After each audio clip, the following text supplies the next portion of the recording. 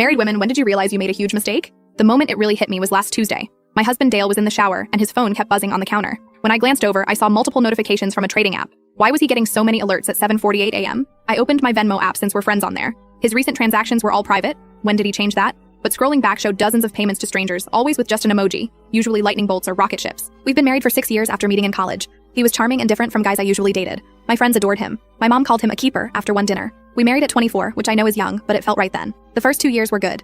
We struggled with money like most people our age. He worked at his uncle's company while I finished my degree. We lived in a tiny apartment, but we were happy, staying up late talking about our future. I should have noticed how weird he got about money. He insisted on managing our finances because numbers stress you out, babe. But I'd find late payment notices for bills he claimed were on autopay. He'd get defensive if I asked questions. My friend Malia tried warning me, but I dismissed her concerns. Things shifted after we moved into our house. He'd disappear for hours on Sundays to research investments, but come home anxious. He'd get angry if I asked to use his laptop. He'd take calls outside even in winter. One night, I woke at 3 a.m. and found him in the living room, hunched over his phone. When he saw me, he literally jumped and hid it. He claimed he was checking market trends, but his hands were shaking. My dad got sick with heart failure, and Dale was surprisingly unsupportive. He complained about driving to my parents' house and skipped hospital visits. Once he said, "It's not like visiting changes anything." Last Christmas, we agreed on a $200 gift limit. I stayed within budget, but he gave me a designer handbag I knew cost at least $900. When I expressed concern, he got agitated and insisted he'd found a deal. The receipt in his car showed full price. Meanwhile, our credit card debt kept growing. He always had explanations: car repairs, work tools, helping his brother. In March, our mortgage company called about missed payments.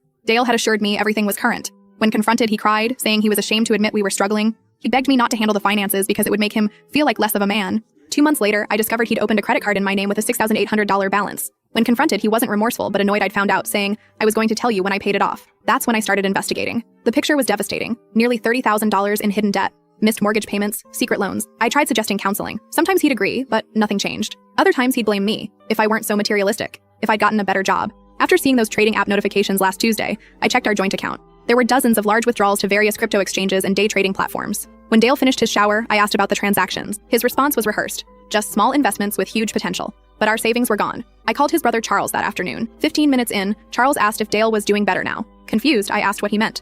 After a pause, Charles said, "With the crypto trading?" Mom and I thought he'd stopped after February. That February incident was Dale losing $4,000 in a bad investment and begging his mother for money to fix his car. His family had known about his trading obsession for years and never told me. I found Discord messages with day trading groups on his phone and discovered he'd been pawning my jewelry, including my grandmother's pearls he claimed I misplaced. The worst discovery, he'd taken out a second mortgage using a power of attorney I'd signed during his knee surgery. Yesterday, I visited a divorce attorney. Today, I opened my own bank account and transferred my paychecks. Now I'm trying to work up the courage to confront him. I know people will ask why I didn't notice sooner. He was incredibly manipulative, mixing lies with just enough truth to keep me doubting myself. He'd make emotional apologies that seemed sincere. Each time I discovered a lie, I'd think, now we can fix things. I was wrong every time.